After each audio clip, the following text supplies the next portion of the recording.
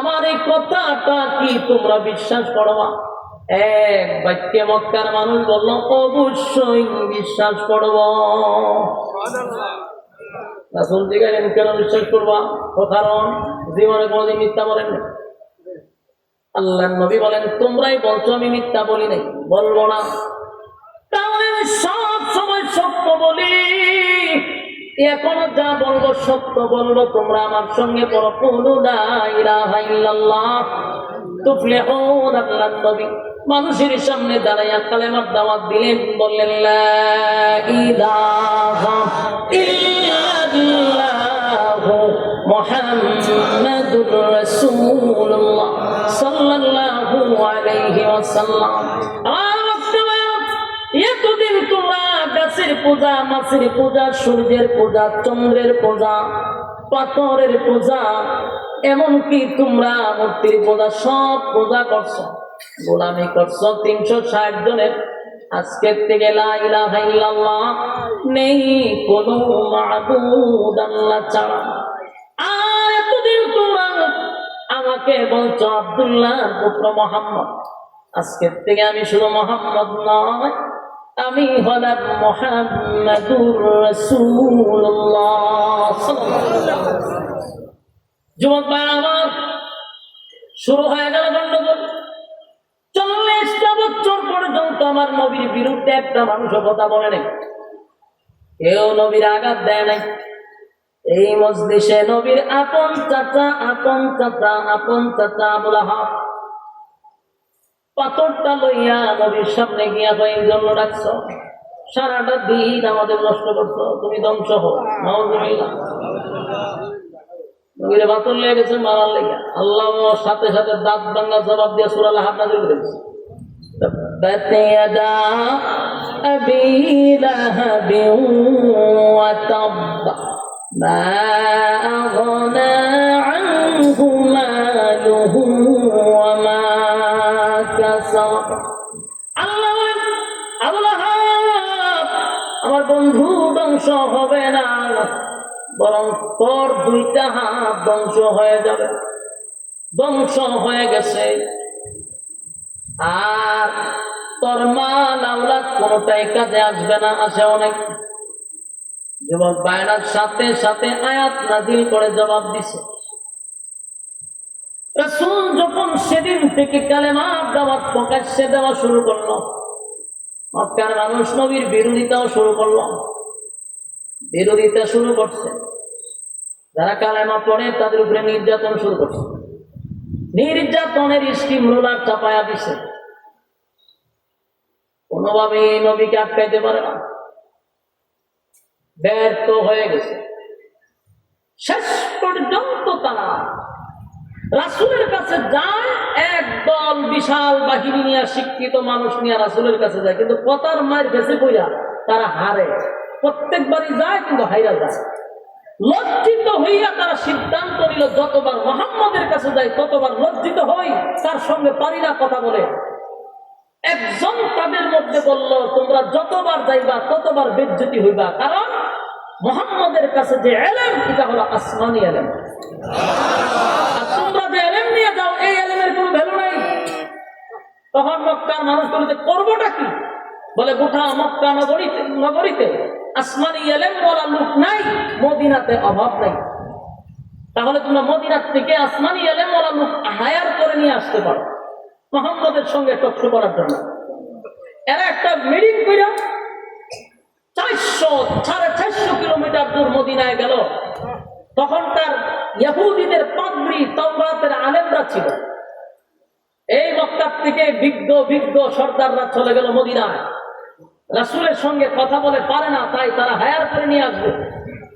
মদিনায় যাওয়ার পরে পাদ্রীদেরকে বলল যে আমাদেরই বংশের, আমাদেরই রক্তের, আমাদেরই বাতিজা, নিজেকে একজন রাসূল দাবি করে, বাপ দাদার ধর্মের মধ্যে সুনকালি দেয়, তার সঙ্গে কথা বলেও পারি না।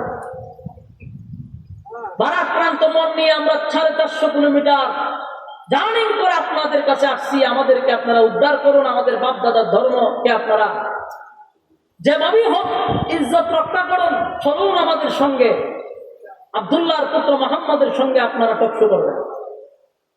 বড় বড় ফাদ্রীরা বলল, ঠিক আছে বসো, আগে জানতে চাই তার বংশ কি কুরাইশ বংশ?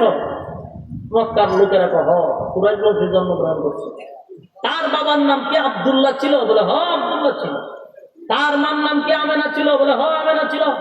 তার দাদার নাম কি আব্দুল মুত্তালিব, যিনি বাইতুল্লাহ মুতাওয়াল্লি ছিল? বলে হ। ঘটনা তো সত্য। মক্কারেরা কয় আমরা বলবো না, সব কথা ফাদ্রীরাই বইলা বলাইতেছে, ঘটনাটা কি? কিছুক্ষণ পরে কয় সবই বুঝলাম, সব বুঝলাম। ওনার নাম মুহাম্মদ সাল্লাল্লাহু আলাইহি ওয়াসাল্লাম। বলে উনি রাসূল দাবি করে।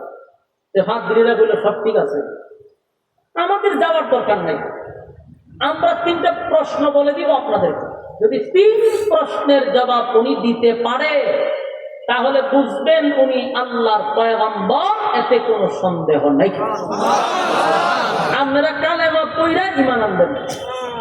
মক্কার লোকেরা চেহারাটা মলিন হয়ে গেছে। 450 কিলোমিটার দূর থেকে আসলাম, এখন এরা যাইতো না, যাবেও না, উল্টা আমাদের উপরেই আবার ছেড়ে দিছে।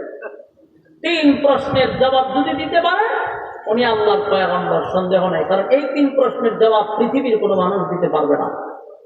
সুবহানাল্লাহ। এর তো হইয়া এই 3 প্রশ্ন লইয়া আইছে মক্কায়।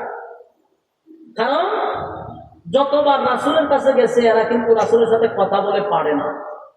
যেমন আপনারা 16টা বছর দেখছেন নি, টকশো দেখছেন নি? টকশো বুঝেননি? 16 বছর যে টকশো হয়েছে, এটা হলো একজন আলেমকে রাখতো টকশুতে, আর 5-6টা নাস্তিককে রাখতো তারা। তো এদের পরিকল্পিতভাবে উদ্দেশ্যই ছিল যে 4-5 জন নাস্তিক থাকবে, একজন আলেমকে পরিকল্পিতভাবে তারা অপমানিত করবে সোশ্যাল মিডিয়ার সামনে। কিন্তু এরা জানে না যে আলেমদের কাছে যে এলেম, এটা আসমানি এলেম, এটা দুনিয়া জাগতিক এলেম না। তো 5-6টা নাস্তিক মিলে লাগতো, কিন্তু একজন আলেম ঠান্ডা মাথায় সবগুলারে লঙ্গি গুলো ছেড়ে দিত। ঠিক নেই? এরা না খানি সুমানি খাইতো, পানি খাইতো, তখন পরে পরে পানি খাইতো। তো এরকম আমরা দেখছি, এরা বুঝার কমতি যে এরা কোনোভাবেই কোনো আলেমদের সাথে শুতে পারে না। শেষ পর্যন্ত শাহরিয়ার কবির মুরগি চূড়া দেখছেন নি? কি একটা মার খাইছে আব্বাস সাহেবের কাছে, জনমের মতো সাইজ করে ছেড়ে দিচ্ছে। কতক্ষণ পরে আমার টাইম নাই, চলে যেতে হবে। আবার দেন না, একেবারে লঙ্গি গুলো ছেড়ে দেবে। এই মুরগি চূড়ারে সাইজ করছেন তারে। এই মুরগি চূড়া ছিল তখনকার সরকারের কাছে সবচেয়ে বড় বুদ্ধিজীবী। কারণ মুরগি কিভাবে চুরি করতে হবে, কিভাবে করতে বের করতে হবে, ওই বুদ্ধির কাছে আছে। এই জন্য তারা বুদ্ধিজীবী বলা হতো। এই বুদ্ধিজীবীর জায়গা আলেমরাই সাইজ করে ছেড়ে দিচ্ছে, পারে না কথা বলে। রাসূলের সঙ্গেও তারা সমস্ত বুদ্ধিজীবীরাও রাসূলের সঙ্গে কথা বলে পারে না। আমি 3 প্রশ্নের জবাব লয়ে আইছি। আইয়া গেছে রাসূলের কাছে, গিয়া বললো যে আব্দুল্লাহর পুত্র মুহাম্মদ, শোনো, তুমি আমাদেরই বাতিজা, আমাদেরই রক্তের, আমাদেরই বংশের, তোমার সঙ্গে আমরা চাই না দ্বন্দ্বতে যাইতে। আমরা 3টা প্রশ্ন করবো, যদি তুমি 3 প্রশ্নের জবাব দিতে পারো আমরা সবাই তোমার কালেমা পড়বো। রাসূল চিন্তা করলো, এখানে যারা আছে সব হলো মক্কার বড় বড় মাথা, এরা যদি কালেমা পড়ে দিনের দাওয়াত দিতে আমার তার বাধা রইল না। রাসূল খুব খুশি হয়েছে, বললো ঠিক আছে, আপনাকে 3 প্রশ্ন আমার কাছে বলেন, আমি জবাব দিয়ে দেব। তারা 3টা প্রশ্ন করার পরে রাসূল বলল কোনো অসুবিধা নাই, আগামীকালকেই আমি 3 প্রশ্নের জবাব দিয়ে দিব। এরা বলল ঠিক আছে, আমরা আগামীকালকে টাইম আসবো। তারা চলে গেছে। কিন্তু সারা দিনের ভিতরে জিবরাইল আলাইহিস সালাম আসে নাই। রাসূলের ধারণা ছিল জিবরাইল সকালে আসে, বিকালে আসে, দুপুরে আসে, রাত্রে আসে। 3 প্রশ্ন বললে উত্তর তো পাবো আল্লাহর পক্ষ থেকে, বলে দিব, শেষ কাহিনী। কিন্তু জিবরাইল আসে নাই। পরের দিন এই মক্কার মানুষ আসছে, কিন্তু প্রশ্নের জবাব রাসূল বললেন আজকেও পারবো না, আগামীকালকে। এরা চলে গেল। এদিনও জিবরাইল আসে নাই, রাত্রেও না, দিনেও না। পরের দিন আবার বেঈমানরা আসছে, রাসূল বলে আজকেও না, আগামীকালকে। এই আগামীকাল হইতে হইতে 1 সপ্তাহ চলে গেছে, জিবরাইল আসে। বলুন তো দেখি কাফেররা করবোটা কি? আর একটা এক্সাম্পল দিই, আপনার এই গ্রামের নাম কি? এই চৌদ্দশর্দির ইমাম সাহেবের কাছে যদি একজন মুসল্লি গিয়া হয়, হুজুর আমি একটা বোতল লইয়া আসলাম, দেখেন তো দেখি। ইমাম সাহেব বললো যে আগামীকালকে বলবো, এখন সময় নাই। আপনিও ভাববেন যে মনে হুজুর মোতালা কইরা আমার জানাই। পরের দিন গিয়া গেছেন, ইমাম সাহেব বললো যে না আজকে হবে না, আগামীকালকে। আগামীকালকে গেলেন, ভয় আজকে না, আগামীকালকে। মুসল্লির মেজাজ গরম হবে নি? এই মুসল্লি কি করব? এই মুসল্লি যেটা করবো শুনেন, এই মুসল্লির দোকানো যাবে গিয়ে এক কাপ চা নিবে, নিয়ে আস্তে আস্তে করবো যে আমরা মসজিদও যে একজন ইমাম সাহেব রাখছে, হুদাউদি কোনো খামেরই না, হুদাউদি আমরা তারে গরম ভাত খাওয়াইতেছি আর পেট মোটা করতেছি। একটা ফাও একটা ইমাম সাহেব রাখছে, একটা ফতোয়ার লাগে এক সপ্তাহ গেছি বেচারা ভাড়া না, তার পিছনে তো মনে করতাম না, বলবে কিনা?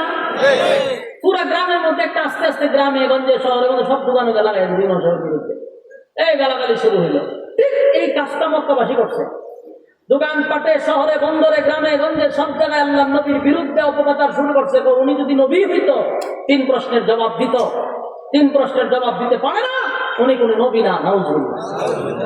কারণ রাসূল তো নিজের থেকে কথা বলে না, রাসূল তো আল্লাহ যা বলে রাসূল তা আমাদের কাছে প্রকাশ করে। তারা শুরু করে দিল সমালোচনা, এমন ভাবে তীব্র আকারে শুরু হয়েছে গোটা মক্কা নগরীতে অলিতে গলিতে নবীর বিরুদ্ধে একেবারে সমালোচনার ঝড় হয়েছে। কিছু কিছু মানুষ আইসা বলতেছে এমন আপন চাচি উম্মে জামিন আবু লাহাবের বউ রাসূলের কাছে আয়া বলে, যাও মুহাম্মদ, তোমার কাছে যে একটা শয়তান আসতো এটা এখন আয় না। মহিলা কত খারাপ। আবার কেউ কেউ বলে মুহাম্মদের আল্লাহ মুহাম্মদকে ভুলে গেছে। নবীর কাছে কোরআন নাযিল হয় না, প্রায় 15 দিন হয়ে যাচ্ছে। নবীর কলিজায় আঘাত আছে না নাই? আল্লাহর হাবিবের বিরুদ্ধে গ্রামে গঞ্জে শহরে বন্দরে সব জায়গায় নবীর বিরুদ্ধে সমালোচনা। একটা পর্যায়ে মানুষ বলতে লাগলো মুহাম্মদের আল্লাহ মুহাম্মদকে ভুলে গেছে। নবীজির কলিজায় দারুণ ব্যথা লাগছে, নিজেও কান্না শুরু করছে।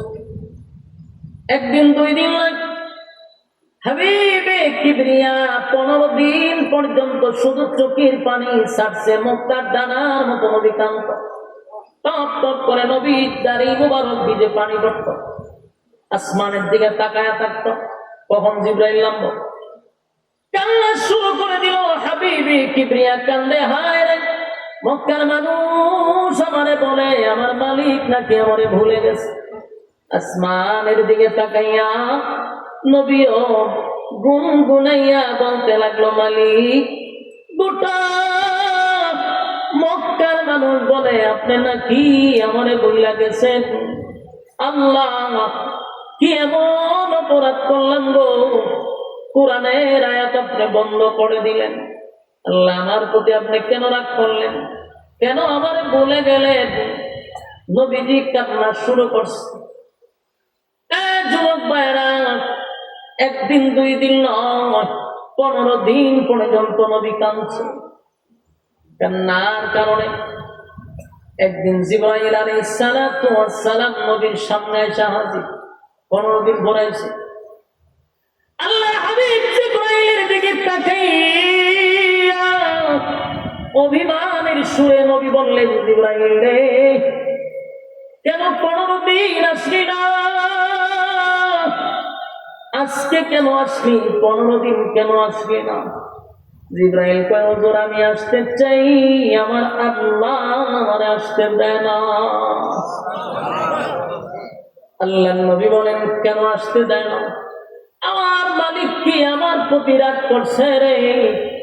মক্কার মানুষ বলে আমার আল্লাহ নাকি আমারে ভুলে গেছে। মক্কার মানুষ আমারে বলে আমার মালিক নাকি আমারে ভুলে গেছে। তাহলে আল্লাহ কি আমার প্রতি সত্যি রাগ করছে? জিবরাইল বলল, আল্লাহ রাগ করে নাই। আপনার কাছে মক্কার মানুষ 3টা প্রশ্ন নিয়ে আসছিল, কিন্তু আপনার কাছে 3টা প্রশ্ন নিয়ে আসার পরে আপনি বলছেন আগামী কালকে জবাব দিবেন। এই কথাটা আমার আল্লাহর কাছে মোটেও পছন্দ হয় নাই।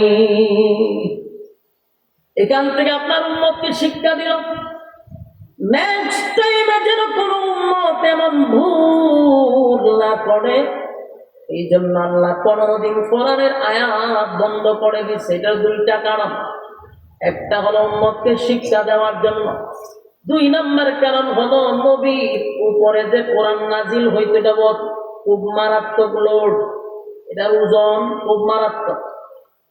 তাই নবীকে রেস্টে রাখার জন্য আল্লাহ মাঝখানে একটা বিরতি দিছে।